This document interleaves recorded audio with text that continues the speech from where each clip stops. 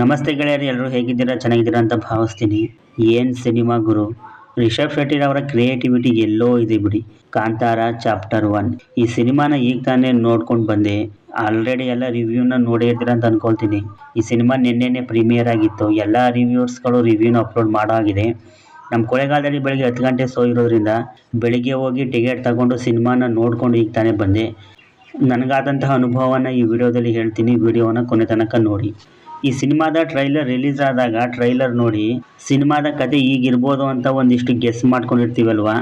ಆದರೆ ಸಿನಿಮಾ ಅದನ್ನು ಮೀರಿ ಎಲ್ಲೋ ಇದೆ. ನೀವು ಮೊದಲ ಕಾಂತಾರದಲ್ಲಿ ಕ್ಲೈಮ್ಯಾಕ್ಸ್ ಏನು ನೋಡಿರ್ತೀರಾ ಅದಕ್ಕಿಂತ 10 ಪಟ್ಟು ಗೂಸ್ ಬಂಪ್ಸ್ ಈ ಸಿನಿಮಾದಲ್ಲಿ ನಿಮಗೆ ಸಿಗುತ್ತೆ. ಸಿನಿಮಾದಲ್ಲಿ VFX ಬಳಸ್ಕೊಂಡಿದ್ದಾರೆ. ಯಾವ ಸೀನಲ್ಲೂ ಕೂಡ ಇದು VFX ಅಂತ ನಿಮಗೆ ಅನಿಸೋದೇ ಇಲ್ಲ. ಆ ಹುಲಿ ಬರುವಂತಹ ಸೀನ್ ಇರಬಹುದು, ಮಂಗಗಳು ಬರುವಂತಹ ಸೀನ್ ಇರಬಹುದು, ಎಲ್ಲ ನಿಮಗೆ ರಿಯಲ್ ಆಗಿ ನೋಡ್ತಾ ಇದ್ದೀವೇನೋ ಅಂತ ಅನಿಸುತ್ತೆ. ಆ ರೇಂಜ್ಗಿದೆ ಈ ಸಿನಿಮಾದ ಕ್ವಾಲಿಟಿ. ಆ ಕಾಡಿನ ಮಧ್ಯೆ ಅಷ್ಟು ಕ್ಯಾರೆಕ್ಟರ್ಗಳನ್ನ ಸೃಷ್ಟಿ ಮಾಡಿ ಅಲ್ಲಿ ಹೋಗಿ ಸೆಟ್ ಹಾಕೊಂಡು ಅಲ್ಲಿ ಶೂಟ್ ಮಾಡಿ ಡೈರೆಕ್ಷನ್ ಜೊತೆ ಆ್ಯಕ್ಟ್ ಕೂಡ ಮಾಡಿಕೊಂಡು ಈ ಥರ ಒಂದು ಔಟ್ಪುಟ್ ಕೊಡಬೇಕು ಅಂದರೆ ಬೇಕು. ರಿಷಬ್ ಶೆಟ್ಟಿಯವರ ಎಫರ್ಟು, ಅವರ ಕೆಲಸ ಇಲ್ಲಿ ನಮಗೆ ತುಂಬಾ ಹಿಡಿಸುತ್ತೆ. ಇಲ್ಲಿ ಡೈರೆಕ್ಟರ್ ರಿಷಬ್ ಶೆಟ್ಟಿ, ಆ್ಯಕ್ಟರ್ ರಿಷಬ್ ಶೆಟ್ಟಿ, ಹೀಗೆ ರಿಷಬ್ ಶೆಟ್ಟಿರವರ ವರ್ಕ್ ಇಲ್ಲಿ ತುಂಬಾ ಇಷ್ಟ ಆಗುತ್ತೆ. ಮೈ ಮೇಲೆ ದೈವ ಬರೋ ಸೀಕ್ವೆನ್ಸಸ್ಗಳನ್ನು ರಿಷಬ್ ಶೆಟ್ಟಿ ಅವರು ಬಿಟ್ಟರೆ ಬೇರೆ ಯಾರು ಮಾಡೋಕ್ಕೆ ಸಾಧ್ಯನೇ ಇಲ್ಲ ಬಿಡಿ. ಇಲ್ಲಿ ಗುಳಿಗ ದೈವವನ್ನು ಸುಮಾರು ಅವತಾರಗಳಲ್ಲಿ ತೋರಿಸಿದ್ದಾರೆ. ಎಲ್ಲ ನೋಡುವಾಗ ನಮಗೆ ಮೈ ಜುಮ್ ಅನಿಸುತ್ತೆ ಇರಲ್ಲ. ಕದಂಬರ ಕಾಲಘಟ್ಟದಲ್ಲಿ ಸಿನಿಮಾದ ಕತೆ ತೆರೆದುಕೊಳ್ಳುತ್ತೆ.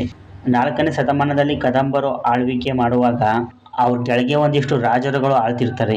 ಆ ರಾಜರಿಗೆ ಕಾಂತಾರ ಅನ್ನೋ ವಿಸ್ಮಯ ತುಂಬಿದ ಕಾಡಿನ ಮೇಲೆ ಆಸೆಯಾಗುತ್ತೆ. ಈ ಕಥೆಯನ್ನು ಇಟ್ಕೊಂಡು ಮೊದಲ ಕಾಂತಾರ ಸಿನಿಮಾಗೆ ಲಿಂಕ್ ಕೊಟ್ಟು ಸಿನಿಮಾ ಶುರುವಾಗುತ್ತೆ. ಸಿನಿಮಾದ ಮೊದಲ ಅರ್ಧ ರೆಗ್ಯುಲರ್ ತೆಲುಗು ಪ್ಯಾಟರ್ನ್ ಸಿನಿಮಾ ಥರನೇ ನಿಮಗೆ ಕಾಣಿಸುತ್ತೆ. ಅಲ್ಲಲ್ಲಿ ವಾವ್ ಮೂಮೆಂಟು ಕೂಡ ಇರುತ್ತೆ. ರಥದ ಸೀಕ್ವೆನ್ಸ್ ಒಂದಿದೆ, ಅದು ಮೊದಲ ಅರ್ಧದಲ್ಲಿ ಬರುತ್ತೆ. ಅದನ್ನು ಶೂಟ್ ಮಾಡಿರುವಂತಹ ರೀತಿ, ಆ ಆ್ಯಕ್ಷನು, ಈ ಎಲ್ಲ ಕಾಮಿಡಿ ಜೊತೆಗೆ ಒಂದೊಳ್ಳೆ ಫೀಲ್ನ ನಮಗೆ ಕೊಡುತ್ತೆ. ನಮ್ಮಲ್ಲೂ ಈ ಥರ ಸಿನಿಮಾ ಇದೆ ಅನ್ನೋದನ್ನು ಇಡೀ ಜಗತ್ತಿಗೆ ರಿಷಬ್ ಶೆಟ್ಟಿ ಅವರು ತೋರಿಸಿದ್ದಾರೆ. ರುಕ್ಮಿಣಿ ವಸಂತರವರ ಪಾತ್ರವನ್ನು ನೀವು ಇಲ್ಲಿ ಗೆಸ್ ಮಾಡೋಕ್ಕೆ ಸಾಧ್ಯನೇ ಇಲ್ಲ.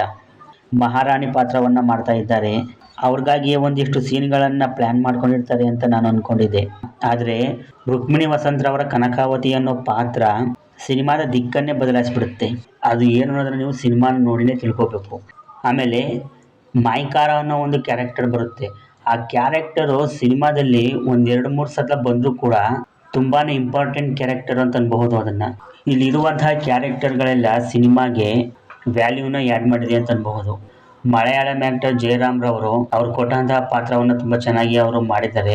ಇಲ್ಲಿ ಮೊದಲ ಕಾಂತಾರದಲ್ಲಿ ಇದ್ದಂತಹ ಕೆಲವು ಆ್ಯಕ್ಟರ್ಸ್ಗಳೇ ಇಲ್ಲೂ ನಿಮಗೆ ಕಾಣ ಸಿಗ್ತಾರೆ. ಆದರೆ ಆ ಕ್ಯಾರೆಕ್ಟರ್ಗೂ ಈ ಕ್ಯಾರೆಕ್ಟರ್ಗೂ ಏನು ಸಂಬಂಧ ಇಲ್ಲ. ಇದೇ ಒಂದು ಸ್ಟೋರಿ ಲೈನ್ ಇರುವಂತಹ ಸಿನಿಮಾ. ಇಲ್ಲಿ ಗುಳಿಗ ಮತ್ತು ಪಂಜುರ್ಲಿ ದೈವಗಳ ಬಗ್ಗೆ ಮಾತ್ರ ಇಲ್ಲಿ ಹೇಳಿಲ್ಲ. ಗುಳಿಗನ ಅವತಾರಗಳು ಕೂಡ ನಿಮಗೆ ಇಲ್ಲಿ ಕಾಣ ಸಿಗ್ತವೆ. ರಿಷಬ್ ಶೆಟ್ಟಿ ಅವರ ಟ್ರಾನ್ಸ್ಫಾರ್ಮೇಷನ್ ಮಾತ್ರ ಚಿಂದಿ ಅಂತ ಅನ್ಬಹುದು. ಇನ್ನು BGM 2 ಗಂಟೆ 48 ನಿಮಿಷ ಇರುವಂತಹ ಸಿನಿಮಾನ ರಿಷಬ್ ಶೆಟ್ಟಿರವ್ರು ಹೆಗಲ ಮೇಲೆ ತಗೊಂಡು ಹೋದರೆ ಅದಕ್ಕೆ ಇನ್ನಷ್ಟು ಪುಷ್ ಕೊಟ್ಟಿದ್ದು BHNS ಲೋಕನಾಥ್ ಅವರ ಬ್ಯಾಕ್ಗ್ರೌಂಡ್ ಮ್ಯೂಸಿಕ್ ಅನ್ಬಹುದು. ಮೊದಲ ಕಾಂತಾರ ಸಿನಿಮಾದೇ ಒಂದಿಷ್ಟು BGMಗಳನ್ನು ಇಲ್ಲೂ ಕೂಡ ಆ್ಯಡ್ ಮಾಡಿದ್ದಾರೆ. ಹಾಗೆ 2 ಹಾಡುಗಳನ್ನು ಕೂಡ ಇಲ್ಲಿ ಆ್ಯಡ್ ಮಾಡಿದ್ದಾರೆ. ಒಂದು ಫೀಲಿಂಗ್ ಸಾಂಗು, ಇನ್ನೊಂದು ದೈವದ ಬಗ್ಗೆ ಬರುವಂತಹ ಒಂದು ಸಾಂಗು. ಇವೆರಡು ಸಾಂಗ್ಗಳನ್ನು ಇಲ್ಲಿ ಮತ್ತೆ ಈ ಒಂದು ಸಿನಿಮಾಗೆ ಬಳಸ್ಕೊಂಡಿದ್ದಾರೆ. ಅಲ್ಲಿಗೆ ಬೇರೆ ಸಾಂಗ್ಗಳನ್ನು ಹಾಕ್ಬೋದಾಗಿತ್ತು, ಆದರೆ ಯಾಕೆ ಈ ಥರ ಮಾಡೋದು ಅಂತ ಮಾತ್ರ ಗೊತ್ತಿಲ್ಲ. ಈ ದಸರಾ ಟೈಮಲ್ಲಿ ಸಿನಿಮಾ ರಿಲೀಸ್ ಮಾಡಬೇಕು ಅನ್ನೋ ಒಂದು ಒತ್ತಡದ ಮೇಲೆ ಈ ಥರ ಮಾಡೋದು ಏನೋ ಗೊತ್ತಿಲ್ಲ. ಆದರೆ ಅಲ್ಲಿ ಬೇರೆ ಸಾಂಗ್ಗಳನ್ನ ಬಳಸ್ಬೋದಾಗಿತ್ತು, ಆದರೆ ಇವರು ಹಳೆ ಸಾಂಗ್ಗಳನ್ನೇ ಬಳಸ್ಕೊಂಡಿದ್ದಾರೆ. ಸಿನಿಮಾ ಫಸ್ಟ್ ಹಾಫ್ನಲ್ಲಿ ನಿಮಗೆ ಏನೋ ಇದು ಸಿನಿಮಾ ಒಂದು ಲೆವೆಲ್ಗಿದೆ, ಏನೋ ಒಂದು ಸ್ಟೋರಿ ನಡೀತಾ ಇದೆ ಅಂತ ಮಾತ್ರ ಅನಿಸುತ್ತೆ. ಆದರೆ ಪ್ರೀ ಇಂಟರ್ವ್ಯೂರಲ್ಲಿ ಒಂದು ಆಕ್ಷನ್ ಬರುತ್ತೆ. ಆ್ಯಕ್ಚುಲಿ ಸಿನಿಮಾ ಶುರುವಾಗೋದೇ ಅಲ್ಲಿಂದ ಅಂತ ಅನ್ಬಹುದು. ಅಲ್ಲಿಂದ ಹಿಡಿದು ಕೊನೆ ತನಕ ನಿಮ್ಮ ಒಂದೊಂದು ಸೀನ್ ಕೂಡ ಮೈ ಜುಮ್ ಅನ್ನೋ ಥರ ಇರುತ್ತೆ. ಆ ದೈವಗಳು ಬರುವಂಥ ಸೀಕ್ವೆನ್ಸಸ್ಗಳಿರಬಹುದು, ಮೈ ಜುಮ್ ಅಂತ ಅನ್ನುತ್ತೆ. ಈ ಒಂದು ಸಿನಿಮಾದ ಬಗ್ಗೆ ನಾವು ಹೇಳೋದಕ್ಕಿಂತ ನೀವು ಹೋಗಿ ಥಿಯೇಟ್ರಲ್ಲಿ ಕೂತು ಸಿನಿಮಾನ ನೋಡಿದ್ರೆ ನಿಮಗೆ ಆ ಒಂದು ಅನುಭವ ಸಿಗುತ್ತೆ. ದಯವಿಟ್ಟು ಯಾರು ಮಿಸ್ ಮಾಡ್ಕೊಳ್ದೆ ಹೋಗಿ ಸಿನಿಮಾನ ನೋಡಿ. ಎಲ್ಲರೂ ಅಷ್ಟು ಕೋಟಿ ಇಷ್ಟು ಕೋಟಿ ಎಷ್ಟು ಕಲೆಕ್ಷನ್ ಮಾಡ್ತು ಅಂತ ಅವರ ಒಂದು ಬಾಕ್ಸ್ ಆಫೀಸ್ ರಿಪೋರ್ಟ್ಗಳನ್ನು ಕೇಳ್ತಾ ಇದ್ವು. ಬೇರೆ ಲ್ಯಾಂಗ್ವೇಜ್ ಸಿನಿಮಾಗಳ ಬಗ್ಗೆ ಹೇಳ್ತಿದ್ದೀನಿ. ಈ ಸಿನಿಮಾ 1000 ಕೋಟಿ ದಾಟಿದ್ರೂ ಯಾವುದೇ ಅನುಮಾನ ಇಲ್ಲ 2000 ಕೋಟಿ ಕಲೆಕ್ಷನ್ ಮಾಡೋಂಥ ಸಿನಿಮಾನೇ ಇದು ಅಂತ ನಾನು ಮನಸ್ಫೂರ್ತಿಯಾಗಿ ಹೇಳ್ತೀನಿ. ಪುಷ್ಪ 2 ಸಿನಿಮಾ 2000 ಕೋಟಿ ಕಲೆಕ್ಷನ್ ಮಾಡಿದೆ ಅಂತ ಅಂದಮೇಲೆ ಈ ಸಿನಿಮಾ 2,000 ಕೋಟಿ ಮಾತ್ರ ಅಲ್ಲ, 2,500 ಕೋಟಿ ಕಲೆಕ್ಷನ್ ಮಾಡಿದ್ರು ಕೂಡ ಅದು ಕಡಿಮೆನೇ ತಂದಬಹುದು.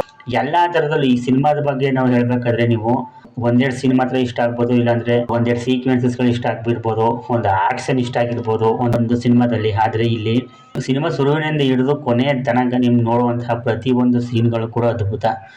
ಒಂದೊಂದು ಕ್ಯಾರೆಕ್ಟರು, ಅದರ ಹಿಂದೆ ಇರುವಂತಹ ರೈಟಿಂಗು, ಆ ದೈವ ಆರಾಧನೆ, ತುಳುನಾಡಿನಲ್ಲಿರುವಂತಹ ಆ ಒಂದು ಸಂಪ್ರದಾಯ, ಇವನ್ನೆಲ್ಲ ತುಂಬಾ ಅಚ್ಚುಕಟ್ಟಾಗಿ ತೆರೆ ಮೇಲೆ ತಂದಿದ್ದಾರೆ ರಿಷಬ್ ಶೆಟ್ಟಿರವರು.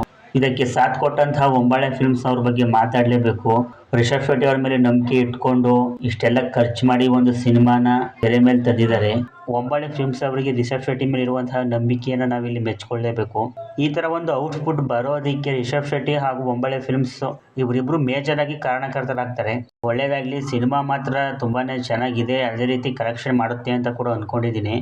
ನೋಡೋದೇನು, ಸಿನಿಮಾ 1,000 ಕೋಟಿ ದಾಟೋದ್ರಲ್ಲಿ ಯಾವುದೇ ಅನುಮಾನ ಇಲ್ಲ ಅಂತ ಹೇಳ್ತೀನಿ. ಇಲ್ಲಿ ಇನ್ನೊಂದು ವಿಷಯ ಹೇಳಬೇಕು, ರಾಕೇಶ್ ಪೂಜಾರಿ ಅವರು ಸಿನಿಮಾ ಶೂಟಿಂಗ್ ಮಾಡುವಂಥ ಸಂದರ್ಭದಲ್ಲಿ ಕೊನೆ ಉಸಿರು ಎಳೆದಿದ್ದಾರೆ. ಹಾಗಾಗಿ ಅವರ ಒಂದು ಪಾತ್ರ ಒಂದೊಂದು ಸೀನ್ಗಳಲ್ಲಿ ಬೇರೆಯವರು ಅದನ್ನ ಆಕ್ಟ್ ಮಾಡಿರೋದು ನಮಗೆ ಕಾಣುತ್ತೆ. ಅದು ಸ್ವಲ್ಪ ಬೇಜಾರಾಯಿತು. ಓವರಾಲ್ ಆಗಿ ಸಿನಿಮಾ ಮಾತ್ರ ಅದ್ಭುತ. ಇನ್ನೂ 2 ಸಲ ಇಲ್ಲ 3 ಸಲ ಸಿನಿಮಾನ ನೋಡ್ಕೊಂಡು ಆರಾಮಾಗಿ ಬರ್ಬೋದು. ನೀವು ಕೂಡ ಫ್ಯಾಮಿಲಿ ಸಮೇತವಾಗಿ ಸಿನಿಮಾನ ನೋಡಿ ಅಂತ ಹೇಳ್ತೀನಿ. ಈಗ ತಾನೇ ಚಾಮುಂಡೇಶ್ವರಿನ 9 ದಿನಗಳಲ್ಲಿ 9 ಅವತಾರದಲ್ಲಿ ಪೂಜೆ ಮಾಡಿದ್ದೀರಾ. ಈಗ ನಮ್ಮ ರಿಷಬ್ ಶೆಟ್ಟಿರವರು 9 ಅವತಾರದಲ್ಲಿ ನಿಮ್ಮ ಮುಂದೆ ಬಂದಿದ್ದಾರೆ. ನೀವು ಹೋಗಿ ದಯವಿಟ್ಟು ಸಿನಿಮಾವನ್ನು ನೋಡಿ.